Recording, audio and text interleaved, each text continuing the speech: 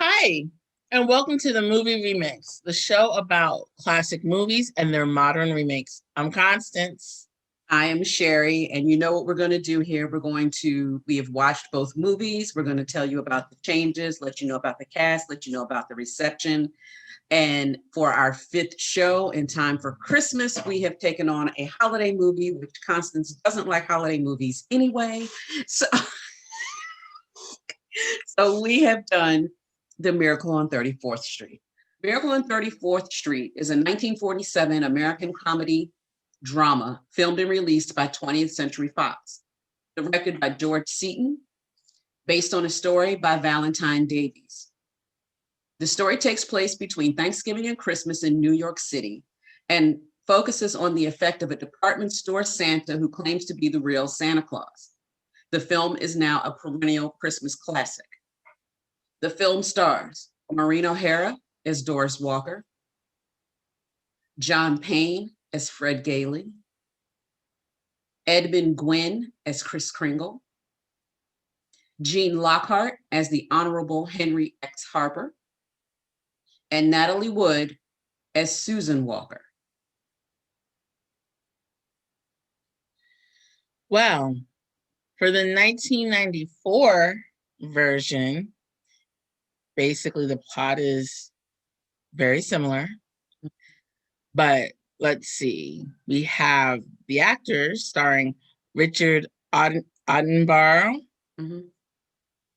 as Kris Kringle, Elizabeth Perkins as Dory Walker, Susan's mother, Mara Wilson as Susan Walker, the 6-year-old little girl, Dylan McDermott as Brian Bedford, Dory's boyfriend and neighbor.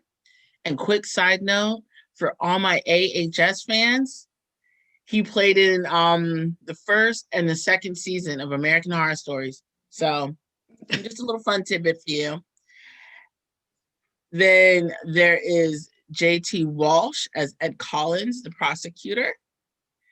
And then there's Robert Prosky as Judge Henry Harper, the city judge presiding over the case. Okay. So let's start with, what are you drinking tonight, Constance? There's not enough wine. But I am drinking Barefoot's sweet Riesling because I needed something sweet to deal with all of this. Actually, I ran out of wine watching. I'll explain. And we'll talk about the rest of that later. So I picked up this today, which is actually not sponsored. I literally picked this up today. It is called Bloom, and it is a wild berry wine spritzer. It is $4.99 for the can at Target here in DC. It is actually really good. It's 100 calories, not a lot of sugar. Oh. Mm-hmm. Fair enough. Yeah, it's actually. Let's it up. Mm-hmm. Yep, get a little fizzy on us today. So let's go into our open discussion. And now some of the conversation that we are going to have right now, Constance and I have been having in the background amongst ourselves since we started watching the films. And in fact, you know what? I'm going to give it up front. I started watching the remake, and I sent Constance a text. 4 minutes in. I'm 4 minutes. I hate it. And I try to help her and say, it'll get better. No, I think in half an hour or so, and you're like, it doesn't. It doesn't. And the critics seem to agree with you on that. Yeah. I saw that, and I was really happy when I read that. And I realized that for some millennials that I am about to step on some toes discussing this remake, because this is the Miracle on 34th Street that you know. But I am a huge fan of the original. I've always been a fan of the original film. And whenever we discuss remakes and the movies that we discuss here, I like my remakes to take the story somewhere, which everyone that we've done so far has, but I want you to honor the original. And the 94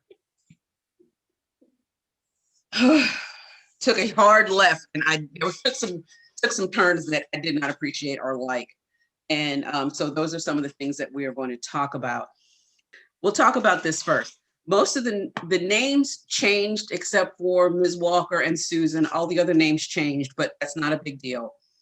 The names of the stores changed from Macy's in 1947 to Kohl's in 1994 because Macy's did not want to be involved in the project. Not to, we can't find an exact reason why. There's some other changes that we'll get to through the rest of the film, but I just wanted to get those two main things out there. So when Kris Kringle comes in contact with the parade and with the drunk Santa, in the original, drunk Santa is stumbling around and drinking, and that is how he says, hey, y'all have to do something about the drunk Santa in the Macy's Thanksgiving Day Parade. In the remake,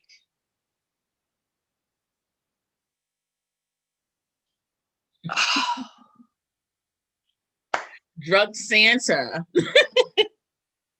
literally he takes his nap and then he's climbing onto the float, and his plumber's crack. Mm-hmm. And it, horrifies the children. Right. Like, and not just the gasp, no, the a child scream. And then, if I'm remembering, his pants actually do drop. Right. And then and then the Santa part of the sleigh falls off the float. Yes. Like, it was just a tragedy. That was tragic. That was tragic. Like, and some poor kid out there now thinks that Santa died. Right. And I'm going to go with, even in 1994, in 2020, you could have found a different way to show Santa being drunk or inebriated without doing that. I told Constance in our pre-conversation, is that the 1947, be it as that as a comedy drama, Christmas, feel good about, let's all remember Santa Claus as a feeling portion of it. It is a film for children. The turns that they did in 94, it's not a children's film anymore. And that was my problem with it.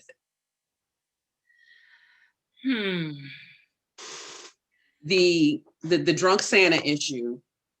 Oh, I hated the fact that they turned the other store into a discount retailer, which, if you go back in time to when Macy's and Gimbel's was a thing, that's not the case. Macy's and Gimbel's were competitors on the same plane. Back in, right. For us, it would be like Lord & Taylor and Nordstrom's. They were on the same plane. So they could have found another name for the other. They should have worked a little harder to even if you couldn't find another store per se, like, cause like how Macy's bowed out, and Gimbel's was no longer a company. They were right. They could have, their pretend store could have had the same prestige exactly that Kohl's had. Exactly. Now, see, I'm going to beg to differ a little bit on your statement of it's no longer a child's film. I say, granted, and please understand, I am not defending this film in any way, shape, form. It's okay. Wait a minute, Constance, I think this is the first time that we haven't liked the movie. 5 shows. Sharing.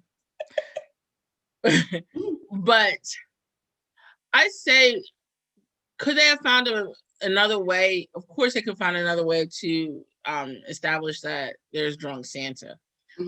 But I feel like they also updated it in terms for the time, because let's be honest, children. Yes, it's 1994, but children were definitely exposed to a lot more. So plumber's crack and his his pants falling isn't necessarily the end. I mean, you have, there's plenty of films, children films, where, there's a whole slew of violence and things going on. I mean, come on, Lion King. Mm-hmm. We're just throwing Mufasa off into the stampede.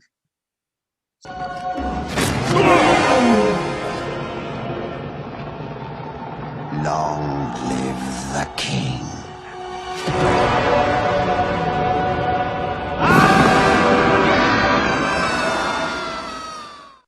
That's violence. And that breaks my heart. This moment did not. But just saying. So, I mean,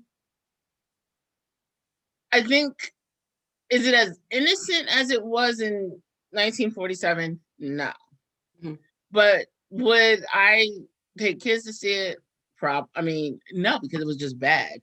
But if it wasn't bad, I wouldn't be upset per se. I mean, but that's obviously my opinion. Mm-hmm. The other change from the original to the remake, and I wrote this in my notes, that they added 20 minutes to the remake that really did not need to be there. Oh, was that the stupidity of the subplot? Yeah, the subplot of sabotaging the discount store, sabotaging Kohl's. I didn't. There was it was no so reason pointless. It literally went nowhere.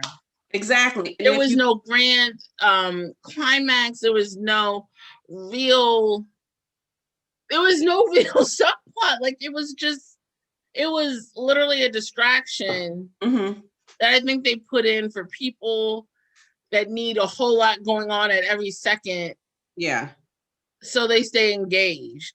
But that was literally, I was just like, that didn't, like, what was the point? It went nowhere. It was, oh my God. It went nowhere. And again, when you compare that back to the original, Macy's and Gimbel's were what we would call today frenemies. Right. They wanted to beat out each other in business. But when you get to we're going to take pictures with the Santa Claus who has shown us that we can be better business people, they got together and took some pictures and both decided to donate money so that he could buy a gift for the doctor. Right. An X-ray machine. Yeah, an X-ray machine. So there was that good feeling like, yes, we can be business people and on the field, but real people behind the scenes and do what we have to do behind the scenes. So that's the other thing. That was another thing I didn't like. That subplot, and it was like there was no reason for it. And him and the drunk Santa who comes back into the store to turn around and tell all the kids that this Santa is fake. I'm like, really, sir? Like, what was your point? Why is there a bar full of Santas sitting around getting drunk? Yeah, that was... Yeah. Why did Santa in the 94 have to go past the petting zoo to talk to the reindeer? Why was there a reindeer in the courtroom? And we're not even at the court case yet, but I had to throw that in there. I know we had to somehow get to Santa bopping somebody on the head, because that is how you get him committed into the courtroom. But again, that is still something that could have been handled better. Absolutely. Actually, honestly, had they stuck closer to the original in terms of that, I think it would have just been not easier, but it would have been better. Yeah. Although I get, why they went that route, but then it makes it look like Santa's impetuous almost. Like, he can't control himself. But you said, had they stuck closer to the original story, maybe that was an HR person at Kohl's doing the questioning and having, and Kris Kringle bops him. They could have still worked. Right. But see, and that was my other issue with this movie is here we have Kris Kringle, Santa Claus, promoting, goodness and let's be kind and have faith and love and believe. And then he bops somebody in the head and he is like literally like, I don't get it. I don't, and this is in either version. It's like, I guess, is this supposed to be his childlike wonder? Is his in the original, which I will drop the movie clip here if I can find it. In the original, when the scene goes down, he is trying to protect Alfred, the young man right. who also likes to play Santa Claus and who this courtroom psychologist, not courtroom, but the office psychologist has decided has all of these. He's not a real psychologist. He just he thinks he's a psychologist, and I get that he's trying to provoke him, protect Alfred and everything like that. But I'm thinking yet again, this is Santa Claus. Okay, so you've been around since the dawn of time, and you would have the wisdom, or should have the wisdom and the foresight to see what is happening and have figured out a better method of dealing with, with people who antagonize you as such. Because, I mean, if you've been spouting that you're Santa Claus for all of it, for all the time and everything like that, this is not the first time that you dealt with somebody of his caliber. If you're at, and to be provoked so easily. Well, I think this was an ongoing fight from when they were originally talking. But see, that's the thing. You have to think these things. You're not even sure because they rushed. Like, I feel like this film, and like I get it because it's supposed to take time. It's supposed to be that time between Thanksgiving and Christmas. And things happen. There's a lot of day-to-day things that happen that, you're not necessarily going to see. But I feel like the story itself is just, it's so jarring. It's just not necessarily all over the place, but it's jarring because how it escalates. It's like, okay, here we're here, and then it's, oh my gosh, here, like in the 1994 version, you're not even sure, like, because Sherry and I are still debating on whether or not the neighbor and the mom were actually dating before Thanksgiving in the 1994 version. In the 1947 version, it's clear that they were not because he used that Thanksgiving dinner to meet the mom.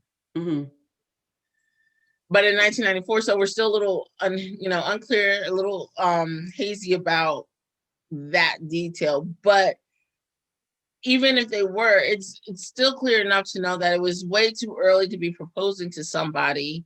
Right. I agree. Like, and I'm glad you brought that up because there's one other thing I have to say, and I'm going to say this. That still happens in the 1947 version when they went to go buy the house, or but when at least that was at disappoint her. Yeah, but that was towards the end of the film, though. And women, you can tell that. True. Okay, I agree with you. By Christmas, they were going to get married, or that they had decided they were going to be together, and that's fine.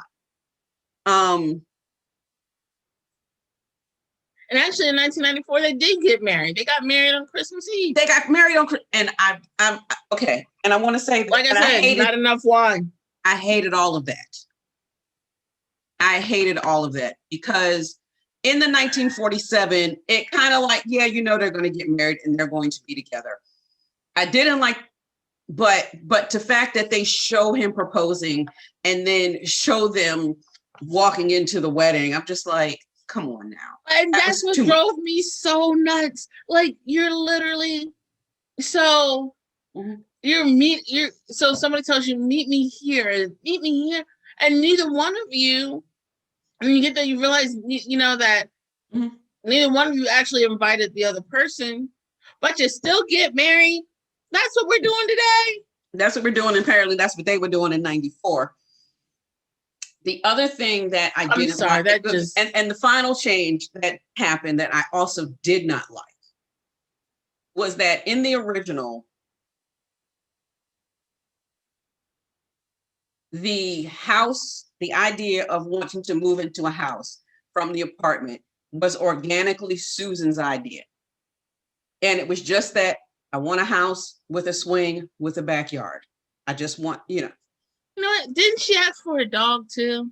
No, she didn't ask for a dog. She wanted a house with a swing in the backyard and had a picture of the house and had it among her things. I'm trying to think if no, in the 1994 version, because she asked for a She house, asked for a house, a father, and a baby brother. And a baby brother. Y'all see my face, right? I didn't appreciate that at all. And also the fact that the house came up earlier in the thing. It became more of the mother's idea. That yes, I would love to buy the house that we shoot the holiday catalog at.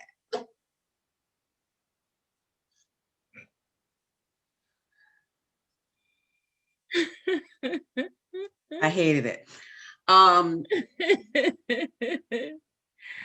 like, I'm going to, and before I continue to tear, I'm going to stop tearing the movie apart because I think there are two primary issues, and not to slam any of the actors because I do not think any of the actors were the problem.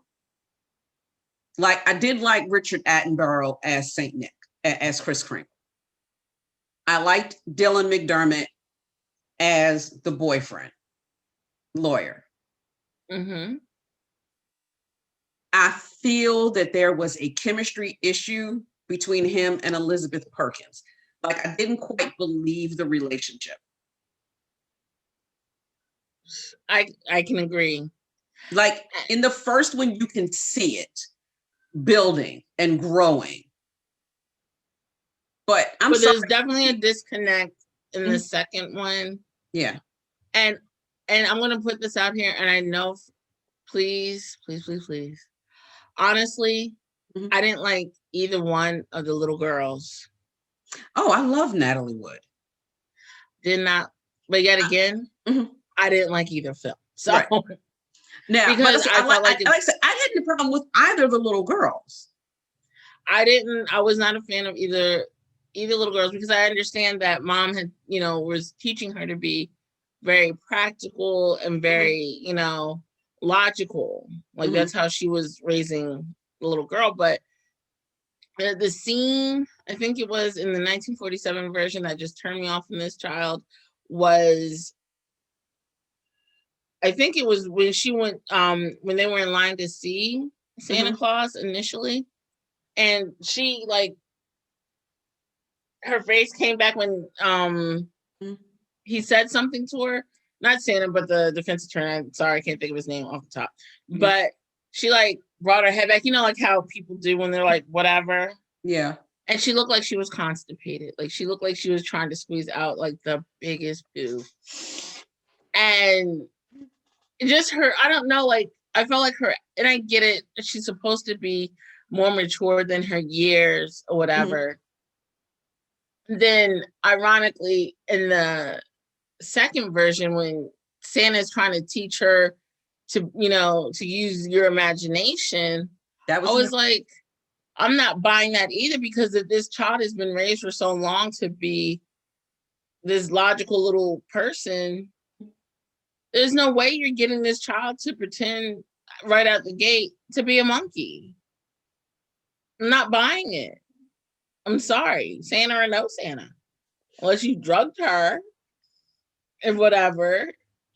And then let's quickly talk about that, because it disturbs me. Because in both versions, mother does not know the neighbor very well. Right. Or her knowledge is limited. But she's completely okay with her kid being over the neighbor's house. Well, in the first one, I will give a little bit of, it's this much. Because when the maid let her go over to the other woman's house, and I'm still trying to figure out how these apartments were set up, but the maid could see straight through. to the other apartment and still see the girl. And no. so, yeah, but again, I agree with the detail, but like I said, I think in the second one, it is established that they may have gone out on a date or two prior to the start of the movie. But you don't know the man enough for your daughter to be over there, all unattended like. I'm like, and this is how children, come up missing. True. So I will say this. I think, okay, so what I was going to say about the Elizabeth Perkins character, and again, this is not about Elizabeth Perkins as an actor. I just didn't feel the chemistry with her and Dylan McDermott. And I'm sorry, I feel a pet rock could have chemistry with Dylan McDermott. I'm sorry. I will find a pet rock and put it next to Dylan McDermott, and it will act and have chemistry better than Elizabeth Perkins did. And so, I'll say, a pet rock. Pet rock. Oh, I promise you, I'm going to come up with a pet rock now. I have chemistry with him. Chemistry with pet rock. Wait a minute. It's not a rock, but here you go. Yeah. I have chemistry with Dylan McDermott.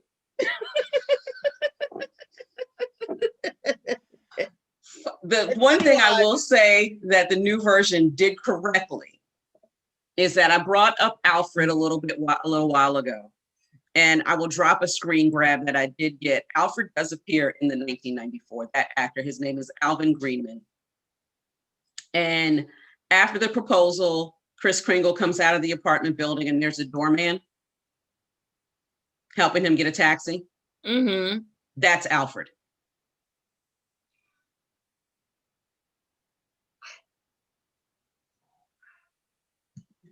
Alrighty then. Yeah, so I'm glad like somebody told me exactly who it was. Unlike in our last film, somebody's like, yeah, he's in the movie. Nobody could tell me like exactly where to find him. Like he was just kind of in the crowd. But like I was able to find that, yeah, there's a doorman and that doorman is him. And I'm like, okay, cool. So I was able to catch a screen grab of that. That's nice. Mm-hmm.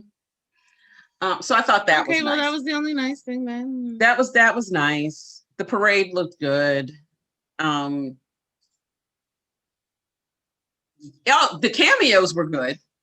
Yeah, I will say there were like a ton of celebrity cameos in the 1994 version. And it was definitely like, every time you turned around, it was like, well, darn. I mean, there's there's like just so many. Jane Leaves as one of the conspirators for the Superstore. Mm-hmm. James Remar, who was the other minion. Allison Janney appears in this. So it was a really good mix of people, or celebrities, or I mean actors rather. Actors and faces that you would recognize. And so that was cool. And I'm thinking that's what they use to draw people in. Yeah. Because so we're going to skip, because as you can tell, we are not having a good time. So Reception from 1947, Miracle on 34th Street won 3 Oscars. 3. 1 for Edmund Gwynn as Best Supporting Actor. Valentine Davis won for Best Writing and Original Story. And George Seaton for Best Writing and Screenplay. The film was also nominated as Best Picture, but losing to The Gentleman's Agreement. It was made on a budget of $630,000 and a rental box office of $2.7 million in the United States. So it's definitely made its money back in these years. In 2005, the film was selected for preservation in the National Film Registry by the Library of Congress as being culturally, historically, and aesthetically significant. The Academy Film Archive preserved the film Miracle on 34th Street in 2009. Okay, so in 1994 at the box office, the film opened at number 8 with 2,753,208 and eventually finished with 17 million in North America and 46 million, just a little over 6 million, 46 million worldwide. Rotten Tomatoes gave the film a score of 60% based on reviews from 35 critics. It has been called curiously depressing by the TV Guide. While Dyson Howe of the Washington Post stated, in contrast to the 1947 version, it will not be found on television or any streaming in a half a century from now. I'm just going to say, I agree. I agree. So wine score time. So I'm going to say this for the first one again. I've already mentioned it is one of my favorite holiday classic films. I will watch it anytime. I found it on Disney Plus, which I'm a member of, so I will probably watch it again on Disney Plus. And so I really didn't drink any wine. Like I just sat there and watched it, enjoyed the film. Most times I watched it, I just sat there and I watched it. And your 1994 version? Was the reason I was out of wine. Touche. Touche. So for me, if you couldn't tell, I'll make it very clear. I was not a fan of either one. It was just, I could have lived my life without seeing it. And been perfectly okay and a well-rounded individual. So for me, for the 1947 version, it literally took me at least, we'll just say 3 glasses. 3 solid glasses, and that's probably why I fell asleep. And the 1994 version, I went ahead and just knocked off the rest of that bottle. Yes, it did. So they tried. I will say up front, I will always watch the 1947. Always. I will probably never watch the 94 ever again in this life. There's no reason for me to watch it. And I paid to watch it. I will never do that. Which makes you sadder, right? Yeah, it makes me sadder. I kicked out $4 to watch that movie. It's like, I kind of want my money back. All of it. Everything. I really do want my money back. And my time. So we already know what version you prefer. What about you?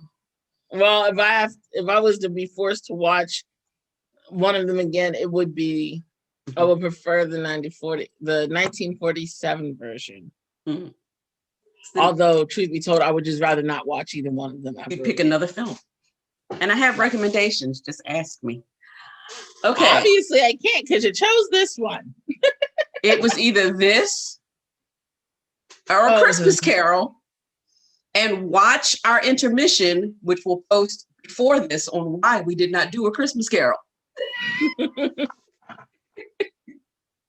So I will do my recasting first again this week because it took me a while, but I got it down.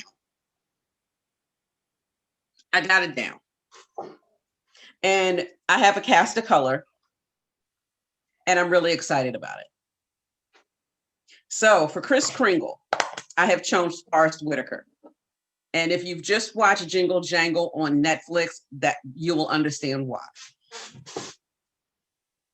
For the mom, I've picked Zoe Saldana. Okay. For the prosecutor boyfriend, I have not the prosecutor, for the defender boyfriend, I have picked Anthony Mackie. For the prosecutor in the court case, I have picked Mario Van Peebles. And for the judge, I picked Delroy Lindo. Okay. Fair enough. Yeah, that's what I did there. What about the child? Oh, the child. I apologize. And for the child, I've picked Madeline Mills. And if you watched Jingle Jangle, she played Journey. I was just looking for a child I knew. So, Constance. Okay, well, in that vein, because, I'm not going to lie to you, for the little girl, it was hard for me simply because, children. That young anyway. I will interject that I do believe that if they were truly going to recast and redo this film again, I believe that the casting of the child would be one of those, let's find the next big child star casting hunts around the country. And it would that not be brings somebody. me to my child. Okay. Her name is, forgive me if I say it wrong, incorrectly. Shahadi, right? Never heard of her before, but she looks really cute and looks like she could pull it off. Okay. So that would be my child. For the mom, I chose Erica Alexander. I feel like she would be very practical, and she has that no nonsense personality anyway that would carry this off pretty well. For the defender boyfriend, I chose Richard, and forgive me yet again, because I like to pick people whose names I can't pronounce correctly. Ayode, Ayoade. And for anybody who's not familiar, he actually played in The Watch. I chose him because he's a little lesser known, and it would be interesting to watch him spread his wings a little more. For the prosecutor, I chose Jacob Anderson. And for all you Games of Thrones, he played in that. So, y'all can enjoy watching that. Watching him do his little thing. I like that. For the judge, I actually had two because it could go either way for me. Lawrence Fishburne. I thought, he ran across my mind there briefly when I was looking at castings. Or Cuban Gooding Jr. Ooh. Yeah. He can pull off that judge role. Yeah. And make it and sell it and make it believable. And ironically, for Santa, two choices there, and we actually agreed on one, Forrest Whitaker. And then my second was Morgan Freeman, because he already came with his own set of white hair. Good point. Good point. So the last question we always ask each other is, do you think they should remake this film? Just let it go. I think this is going to be my first. I'm like, yeah, leave it alone. Because unless they're going to stick closer to the original writing. See, and that's my thing is either they have to stick really close or they have to do a complete departure. Yeah. And I would rather see a complete departure. So that's just my personal. That was our impressions of Miracle on 34th Street. So if you have any comments, any opinions, you want to run us across the coals for our opinions on anything we've said, feel free to drop it in the comments. Go ahead and like and subscribe, and we will be back.